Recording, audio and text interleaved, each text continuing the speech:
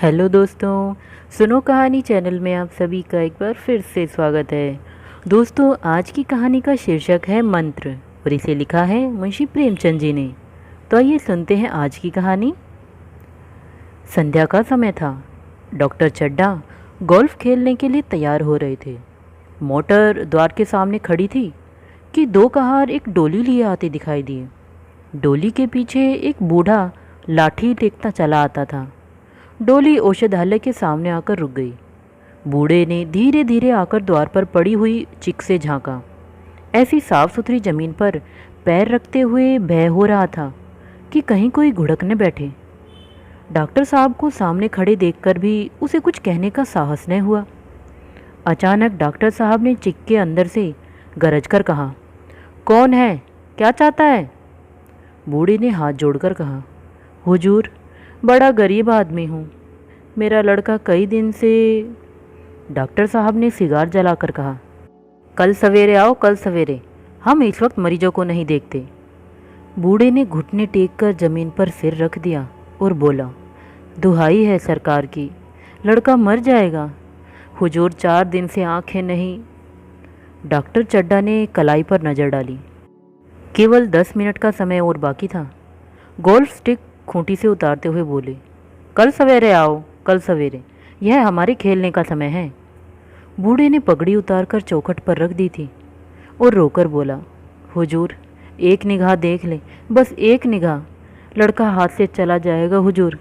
7 लड़कों में यही एक बच रहा है हुजूर, हम दोनों आदमी रो रो कर मर जाएंगे सरकार, आपकी बढ़ती होए दीन बंधु। ऐसे उज्जड़ देहाती यहाँ प्राय रोज आया करते थे। डॉक्टर साहब उनके स्वभाव से खूब परिचित थे। कोई कितना ही कुछ कहे, पर वे अपनी ही रट लगाए जाएंगे, किसी की नहीं सुनेंगे। धीरे से चिक उठाई और बाहर निकलकर मोटर की तरफ चले। बूढ़ा यह कहता हुआ उनके पीछे दौड़ा, सरकार, बड़ा धर्म होगा, हुजूर दया कीजिए, बड़ा दीन दुखी हूँ, संसार में कोई और नहीं है बाबूजी। मगर डॉक्टर साहब ने उसकी ओर मुंह फेर कर देखा तक नहीं। मोटर पर बैठकर बोले, कल सवेरे आना। मोटर चली गई। बूढ़ा कई मिनट तक मूर्ति की भांति निश्चल खड़ा रहा। संसार में ऐसे मनुष्य भी होते हैं जो अपने आमोद प्रमोद के आगे किसी की जान की भी परवाह नहीं करते। शायद इसका उसे अब भी विश्वास नहीं आता था।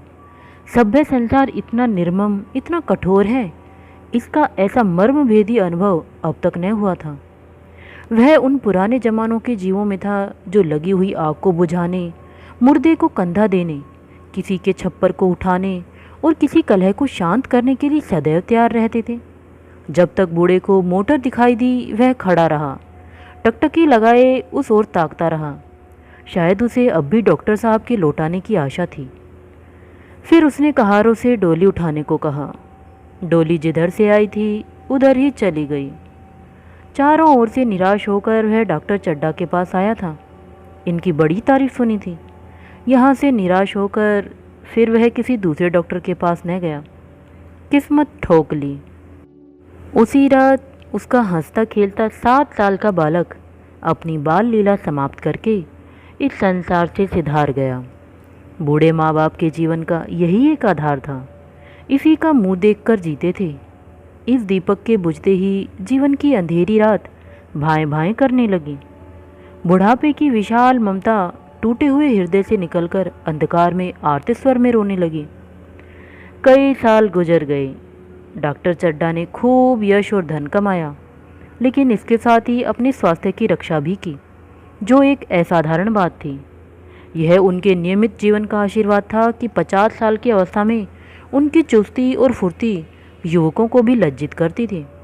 उनके हर एक काम का समय नियत था। इस नियम से वह जो भर भी न टलते थे। बहुधा लोग स्वास्थ्य के नियमों का पालन उस समय से करते हैं जब वे रोगी हो जाते हैं। डॉक्टर चड्ढा उपचार और संयम का रहस्य खूब समझते थे। उनकी संतान संख्या भी इसी नियम के अधीन थी। उनके केवल 2 बच्चे हुए, एक लड़का और एक लड़की। तीसरी संतान न हुई, इसलिए श्रीमती चड्ढा भी अभी जवान मालूम होती थी। लड़की का तो विवाह हो चुका था, लड़का कॉलेज में पढ़ता था। वही माता पिता के जीवन का आधार था।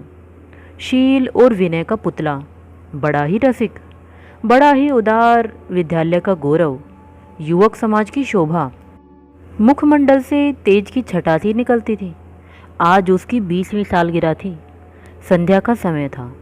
हरी हरी घास पर कुर्सियां बिछी हुई थी। शहर के रईस और हुक्काम एक तरफ, कॉलेज के छात्र दूसरी तरफ बैठे भोजन कर रहे थे। बिजली के प्रकाश से सारा मैदान जगमगा रहा था। आमोद प्रमोद का सामान भी जमा था। छोटा सा प्रहसन खेलने की तैयारी थी। प्रहसन स्वयं कैलाशनाथ ने ही लिखा था। वही मुख्य एक्टर भी था। इस समय वह एक रेशमी कमीज पहने, नंगे सिर नंगे पांव इधर से उधर मित्रों की आवभगत में लगा हुआ था। कोई पुकारता, कैलाश जरा इधर आना। कोई उधर से बुलाता, कैलाश क्या उधर ही रहोगे। सभी उसे छेड़ते थे, चुहले करते थे। बेचारे को जरा दम मारने का अवकाश न मिलता था। सहसा एक रमणी ने उसके पास आकर कहा, क्यों कैलाश, तुम्हारे सांप कहाँ हैं? जरा मुझे दिखा दो। कैलाश ने उससे हाथ मिलाकर कहा, मृणालिनी, इस वक्त क्षमा करो, कल दिखा दूंगा। मृणालिनी ने आग्रह किया, जी नहीं, तुम्हें दिखाना पड़ेगा। मैं आज नहीं मानने की, तुम रोज कल कल करते हो। मृणालिनी और कैलाश दोनों सहपाठी थे और एक दूसरे के प्रेम में पगे हुए। कैलाश को सांपों को पालने, खिलाने और नचाने का शौक था। तरह तरह के सांप पाल रखे थे। उनके स्वभाव और चरित्र की परीक्षा करता रहता था। थोड़े दिन हुए उसने विद्यालय में सांपों पर एक मार्के का व्याख्यान दिया था। सांपों को नचाकर दिखाया भी था। प्राणी शास्त्र के बड़े बड़े पंडित भी यह व्याख्यान सुनकर दंग रह गए थे। यह विद्या उसने एक बड़े सपेरे से सीखी थी। सांपों की जड़ी बूटियां जमा करने का उसे मरज था। इतना पता भर मिल जाए कि किसी व्यक्ति के पास कोई अच्छी जड़ी है, फिर उसे चैन ना आता था, उसे लेकर ही छोड़ता। यही व्यसन था। इस पर हजारों रुपए फूंक चुका था। मृणालिनी कई बार आ चुकी थी, पर कभी सांपों को देखने के लिए इतनी उत्सुक न हुई थी। कह नहीं सकते आज उसकी उत्सुकता सचमुच जाग गई थी या वह कैलाश पर अपने अधिकार का प्रदर्शन करना चाहती थी। पर उसका आग्रह बेमौका था। उस कोठरी में कितनी भीड़ लग जाएगी, भीड़ को देखकर सांप कितने चौंकेंगे और रात के समय उन्हें छेड़ा जाना कितना बुरा लगेगा। इन बातों का उसे जरा भी ध्यान न आया। कैलाश ने कहा, नहीं, कल जरूर दिखा दूंगा। इस वक्त अच्छी तरह दिखा भी तो न सकूंगा, कमरे में तिल रखने की भी जगह नहीं मिलेगी। एक महाशय ने छेड़कर कहा, दिखा क्यों नहीं देते? जरा सी बात के लिए इतना टाल मटोल कर रहे हो। मिस गोविंद हरगिज न मानना, देखें कैसे न दिखाते। दूसरे महाशय ने और रद्दा चढ़ाया, मिस गोविंद इतनी सीधी और भोली हैं, तभी आप इतना मिजाज करते हैं। दूसरी सुंदरी होती तो इसी बात पर बिगड़ खड़ी होती। तीसरे साहब ने मजाक उड़ाया, अजी बोलना छोड़ देती, भला कोई बात है? इस पर अपना दावा है कि मृणालिनी के लिए जान हाजिर करते हैं। मृणालिनी ने देखा कि ये शोहदे उसे रंग पर चढ़ा रहे हैं, तो बोली, आप लोग मेरी वकालत न करें, मैं खुद अपनी वकालत कर लूँगी। मैं इस वक्त सांपों का तमाशा नहीं देखना चाहती। चलो छुट्टी हुई। इस पर मित्रों ने ठट्टा लगाया। एक साहब बोले, देखना तो आप सब कुछ चाहें, पर कोई दिखाए भी तो। कैलाश को मृणालिनी की झेपी हुई सूरत देखकर मालूम हुआ कि इस वक्त उसका इनकार वास्तव में उसे बुरा लगा है। जो ही प्रतिभोज समाप्त हुआ और गाना शुरू हुआ, मृणालिनी और अन्य मित्रों को सांपों के दरबे के सामने ले जाकर महुअर बजाना शुरू किया। फिर एक एक खाना खोलकर एक एक सांप को निकालने लगा। वाह, क्या कमाल था! ऐसा जान पड़ता था वे कीड़े उसकी एक एक बात, उसके मन का एक एक भाव समझते हैं। किसी को उठा लिया, किसी को गर्दन में डाल लिया, किसी को हाथ में लपेट लिया। मृणालिनी बार बार मना करती रही कि इन्हें गर्दन में न डालो, दूर ही से दिखा दो, बस जरा नचा दो। कैलाश की गर्दन में सांपों को लिपटते देखकर उसकी जान निकली जाती थी। पछता रही थी कि मैंने व्यर्थ ही इससे सांप दिखाने को कहा, मगर कैलाश एक न सुनता था। प्रेमिका के सम्मुख अपने सर्प कला प्रदर्शन का ऐसा अवसर पाकर वह कब चूकता। एक मित्र ने टीका की, दांत तोड़ डाले होंगे। कैलाश हंसकर बोला, दांत तोड़ डालना मदारियों का काम है, किसी के दांत नहीं तोड़े गए, कहिए तो दिखा दूं। कहकर उसने एक काले सांप को पकड़ लिया और बोला, मेरे पास इससे बड़ा और जहरीला सांप दूसरा नहीं है। अगर किसी को काट ले तो आदमी आनन फानन में मर जाए, लहर भी न आए। इसके कांटे पर मंत्र नहीं, इसके दांत दिखा दूं? मृणालिनी ने उसका हाथ पकड़कर कहा, नहीं नहीं कैलाश, ईश्वर के लिए इसे छोड़ दो, तुम्हारे पैरों पड़ती हूँ। इस पर दूसरे मित्र बोले, मुझे तो विश्वास नहीं आता, लेकिन तुम कहते हो तो मान लूँगा। कैलाश ने सांप की गर्दन पकड़कर कहा, नहीं साहब, आप आंखों से देखकर मानिए। दांत तोड़कर वश में किया तो क्या किया। सांप बड़ा समझदार होता है। अगर उसे विश्वास हो जाए कि इस आदमी से मुझे कोई हानि न पहुंचेगी तो वह उसे हरगिज न काटेगा। मृणालिनी ने जब देखा कि कैलाश पर इस वक्त भूत सवार है तो उसने यह तमाशा न करने के विचार से कहा, अच्छा भाई, अब यहाँ से चलो, देखो गाना शुरू हो गया है, आज मैं भी कोई चीज़ सुनाऊंगी।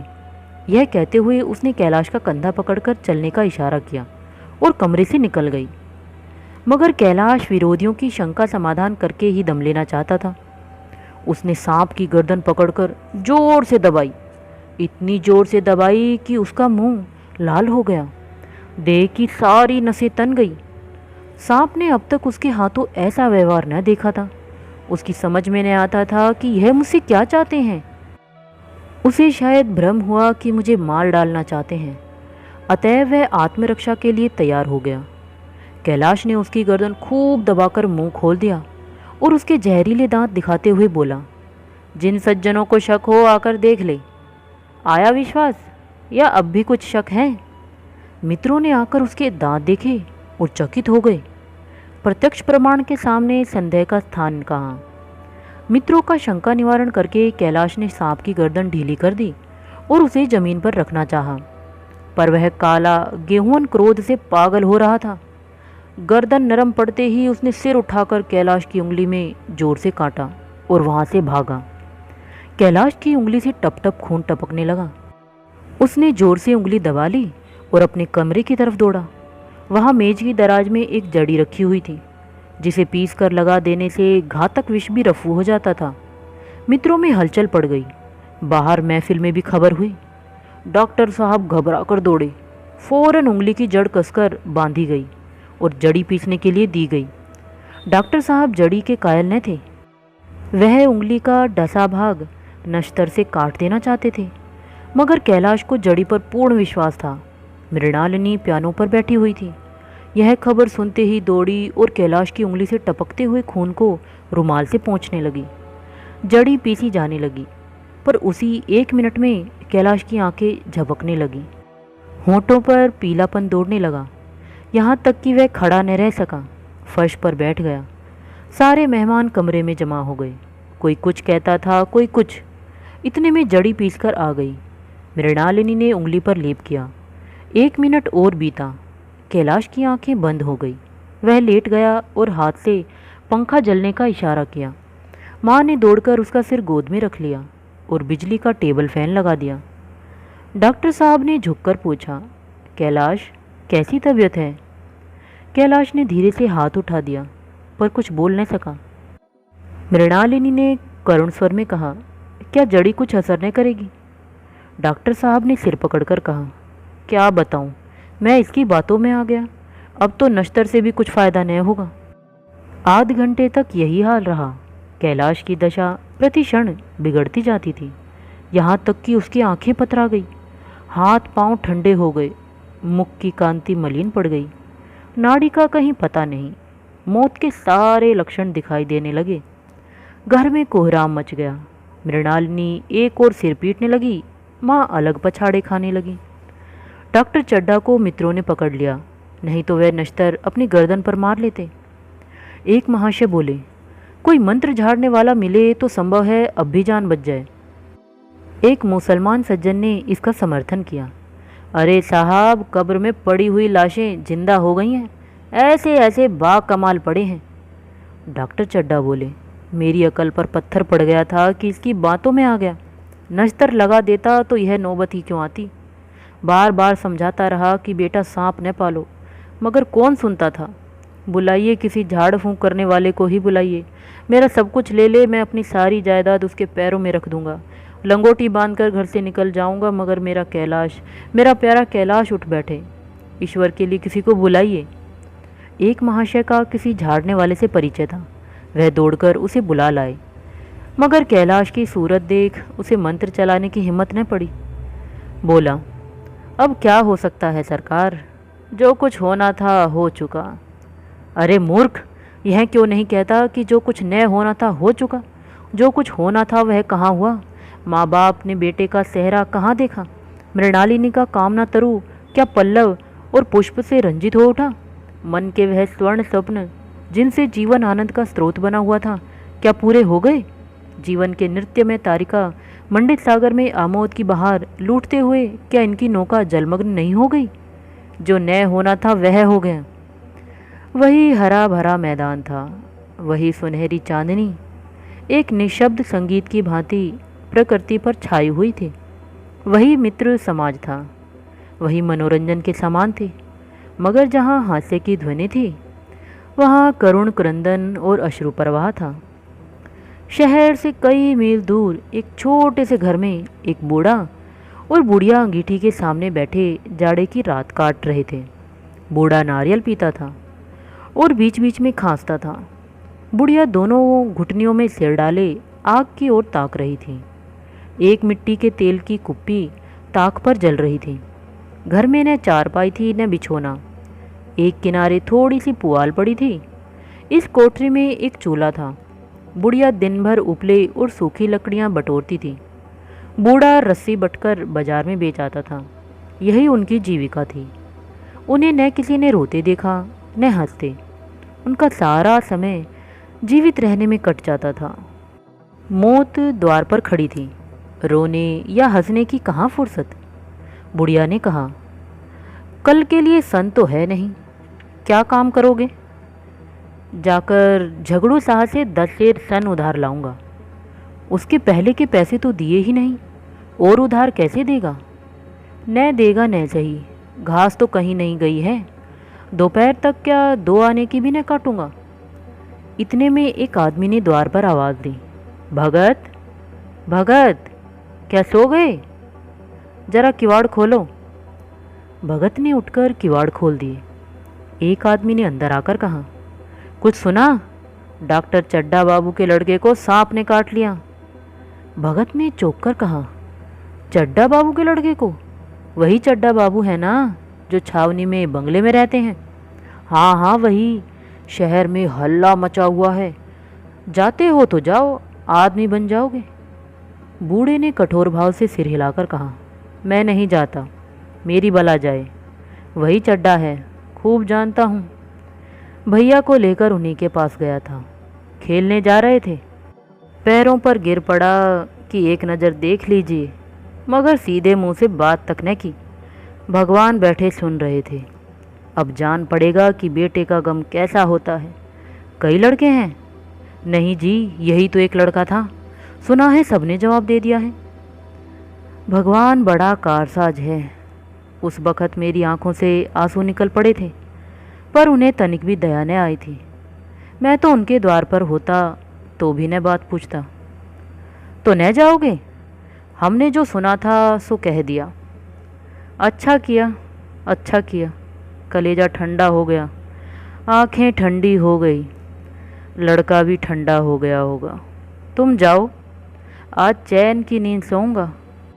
बुढ़िया से बोला, जरा तंबाकू ले ले, एक चिलम और पीऊँगा। अब मालूम होगा लाला को, सारी साहबी निकल जाएगी। हमारा क्या बिगड़ा? लड़के के मर जाने से कुछ राज तो नहीं चला गया।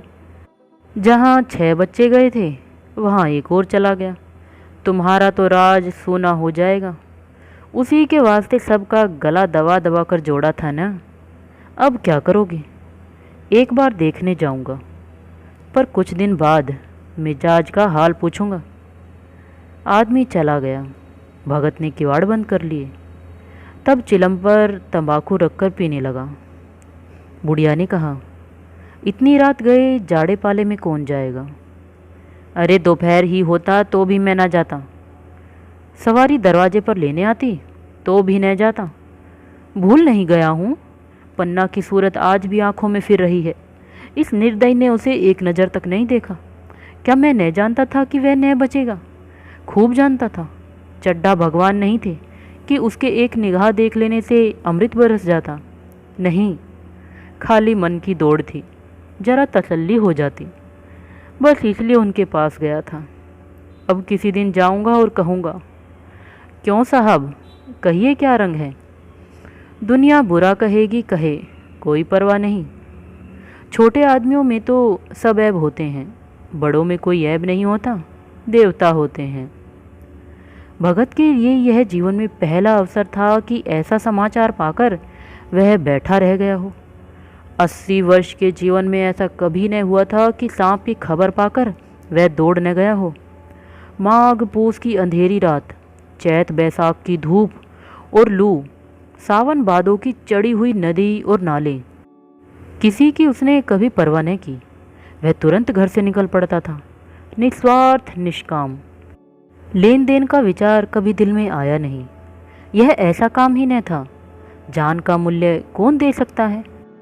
यह एक पुण्य कार्य था। सैकड़ों निराशों को उसके मंत्रों ने जीवन दान दे दिया था। पर आज वह घर से कदम नहीं निकाल सका। यह खबर सुनकर सोने जा रहा है। बुढ़िया ने कहा, तंबाकू अंगीठी के पास रखी हुई है, उसके भी आज 2.5 पैसे हो गए, देती ही न थी। बुढ़िया यह कहकर लेटी। बूढ़े ने कुप्पी बुझाई, कुछ देर खड़ा रहा, फिर बैठ गया, अंत को लेट गया। पर यह खबर उसके हृदय पर बोझे की बाती रखी हुई थी। जैसे मालूम हो रहा था उसकी कोई चीज़ खो गई है, जैसे सारे कपड़े गीले हो गए हैं या पैरों पर कीचड़ लगा हुआ है, जैसे कोई उसके मन में बैठा हुआ उसे घर से निकालने के लिए क्रोध रहा है। बुढ़िया जरा देर में खर्राटे लेने लगी। बूढ़े बातें करते करते सोते हैं और जरा सा खटका होते ही जागते हैं।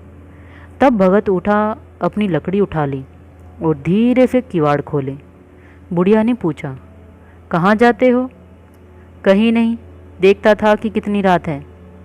अभी बहुत रात है, सो जाओ। नींद नहीं आती? नींद काहे को आवेगी, मन तो चड्ढा के घर पर लगा हुआ है।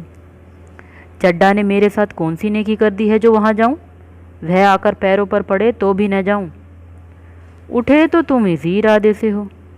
नहीं री, ऐसा पागल नहीं हूँ कि जो मुझे कांटे बोए उसके लिए फूल बोता फिरूं। बुढ़िया फिर सो गई। भगत ने किवाड़ लगा दिए और फिर आकर बैठा। पर उसके मन की कुछ ऐसी दशा थी जो बाजे की आवाज़ कान में पड़ते ही उपदेश सुनने वालों की होती है। आंखें चाहे उपदेशक की ओर हों, पर कान बाजे की ओर ही होते हैं। दिल में भी बाजे की ध्वनि गूंजती रहती है। शर्म के मारे जगह से नहीं उठता। निर्दयी प्रतिघात का भाव भगत के लिए उपदेशक था, पर हृदय उस अभागे युवक की ओर था जो इस समय मर रहा था, जिसके लिए एक एक पल का विलंब घातक था। उसने फिर किवाड़ खोले। इतने धीरे थे कि बुढ़िया को खबर भी न हुई। बाहर निकल आया। उसी वक्त गांव का चौकीदार गश्त लगा रहा था। बोला, कैसे उठे भगत? आज तो बड़ी सर्दी है, कहीं जा रहे हो क्या? भगत ने कहा, नहीं जी, जाऊंगा कहाँ, देखता था अभी कितनी रात है। भला कै बजे होंगे? चौकीदार बोला, 1 बजा होगा और क्या। अभी थाने से आ रहा था तो डॉक्टर चड्ढा बाबू के बंगले पर बड़ी भीड़ लगी हुई थी। उनके लड़के का हाल तो सुना ही होगा, कीड़े ने छू लिया है, चाहे मर भी गया हो। तुम चले जाओ तो साइत बच जाए, सुना है 10,000 तक देने को तैयार है। भगत, मैं तो न जाऊं, चाहे वह 10 लाख भी दे। मुझे 10,000 या 10 लाख लेकर क्या करना है? कल मर जाऊंगा, फिर कौन भोगने वाला बैठा हुआ है। चौकीदार चला गया। भगत ने आगे पैर बढ़ाया। जैसे नशे में आदमी की देह अपने काबू में नहीं रहती, पैर कहीं रखता है, पड़ता कहीं है, कहता कुछ है, जबान से निकलता कुछ है। वही हाल इस समय भगत का था। मन में प्रतिकार था, पर कर्म मन के अधीन न था। जिसने कभी तलवार नहीं चलाई, वह इरादा करने पर तलवार नहीं चला सकता। उसके हाथ कांपते हैं, उठते ही नहीं। भगत लाठी खटखट करता लपका चला जाता था। चेतना रोकती थी, पर उपचेतना ठेलती थी। सेवक स्वामी पर हावी था। आधी रात निकल जाने के बाद सहसा भगत रुक गया। हिंसा ने क्रिया पर विजय पाई। मैं यूं ही इतनी दूर चला आया। इस जाड़े पाले में मरने की मुझे क्या पड़ी थी? आराम से सोया क्यों नहीं? नींद न आती न सही, 2-4 भजन ही गाता। व्यर्थ इतनी दूर दौड़ा आया। चड्ढा का लड़का रहे या मरे, मेरी बला से। मेरे साथ उन्होंने ऐसा कौन सा सलूक किया था कि मैं उनके लिए मरूं? दुनिया में हजारों मरते हैं, हजारों जीते हैं। मुझे किसी के मरने जीने से मतलब? मगर उपचेतना ने अब दूसरा रूप धारण किया, जो हिंसा से बहुत कुछ मिलता जुलता था। वह झाड़ फूंक करने नहीं जा रहा है। वह देखेगा कि लोग क्या कर रहे हैं। डॉक्टर साहब का रोना पीटना देखेगा, किस तरह सिर पीटते हैं, किस तरह पछाड़े खाते हैं। वह देखेगा कि बड़े लोग भी छोटों की ही भांति रोते हैं या सब्र कर जाते हैं। वे लोग तो विद्वान होते हैं, सब्र कर जाते होंगे। हिंसा भाव को यूं धीरज देता हुआ वह फिर आगे बढ़ा। इतने में 2 आदमी आते दिखाई दिए। दोनों बातें करते चले आ रहे थे। चड्ढा बाबू का घर उजड़ गया। वही तो एक लड़का था। भगत के कान में यह आवाज़ पड़ी। उसकी चाल और भी तेज हो गई। थकान के मारे पाँव न उठते थे। शिरोभाग इतना बढ़ा जाता था मानो अब मुंह के बल गिर पड़ेगा। इस तरह वह कोई 10 मिनट चला होगा कि डॉक्टर साहब का बंगला नजर आया। बिजली की बत्तियां जल रही थी, मगर सन्नाटा छाया हुआ था। रोने पीटने की आवाज़ भी अब न आती थी। भगत का कलेजा धक धक करने लगा। कहीं मुझे बहुत देर तो नहीं हो गई? वह दौड़ने लगा। अपनी उम्र में वह इतना तेज कभी न दौड़ा था। बस मालूम होता था मानो उसके पीछे मौत दौड़ी आ रही है। 2 बज गए थे। मेहमान विदा हो गए। रोने वालों में केवल आकाश के तारे रह गए थे और सभी रो रो कर थक गए थे। बड़ी उत्सुकता के साथ लोग रह रहकर आकाश की ओर देखते थे कि किस तरह सुबह हो और लाश गंगा की गोद में दी जाए। सहसा भगत ने द्वार पर पहुंचकर आवाज़ दी। डॉक्टर साहब समझे कोई मरीज आया होगा। किसी और दिन उन्होंने उस आदमी को दुत्कार दिया होता, मगर आज बाहर निकल आए। देखा एक बूढ़ा आदमी खड़ा है, कमर झुकी हुई, पोंपला मुंह, भौहें तक सफ़ेद हो गई थी। लकड़ी के सहारे कांप रहा था। बड़ी नम्रता से बोले, क्या है भाई, आज तो हमारे ऊपर ऐसी मुसीबत पड़ गई है कि कुछ कहते नहीं बनता। फिर कभी आना। इधर 1 महीना तक तो शायद मैं किसी भी मरीज को न देख सकूंगा। भगत ने कहा, सुन चुका हूँ बाबूजी, इसलिए आया हूँ। भैया कहाँ हैं? जरा मुझे दिखा दीजिए। भगवान बड़ा कारसाज है, मुर्दे को भी जिला सकता है। कौन जाने अब भी उसे दया आ जाए। चड्ढा ने व्यथित स्वर से कहा, चलो देख लो, मगर 3-4 घंटे हो गए। जो कुछ होना था हो चुका। बहू तेरे झाड़ने फूंकने वाले देख देख कर चले गए। डॉक्टर साहब को आशा तो क्या होती, हाँ बूढ़े पर दया आ गई, अंदर ले गए। भगत ने लाश को 1 मिनट तक देखा, तब मुस्कुराकर बोला, अभी कुछ नहीं बिगड़ा है बाबूजी। वह नारायण चाहेंगे तो आध घंटे में भैया उठ बैठेंगे। आप नाहक दिल छोटा कर रहे हैं। जरा कहारों से कहिए पानी तो भरें। कहारों ने पानी भर भर कर कैलाश को नहलाना शुरू किया। पाइप बंद हो गया था। कहारों की संख्या अधिक न थी, इसलिए मेहमानों ने अहाते के बाहर के कुएं से पानी भर भर कर कहारों को दिया। मृणालिनी कलसा लिए पानी ला रही थी। बूढ़ा भगत खड़ा मुस्कुरा मुस्कुरा कर मंत्र पढ़ रहा था, मानो विजय उसके सामने खड़ी है। जब एक बार मंत्र समाप्त हो जाता तब वह एक जड़ी कैलाश को सूंघा देता। इस तरह न जाने कितने घड़े कैलाश के सिर पर डाले गए और न जाने कितनी बार भगत ने मंत्र फूका।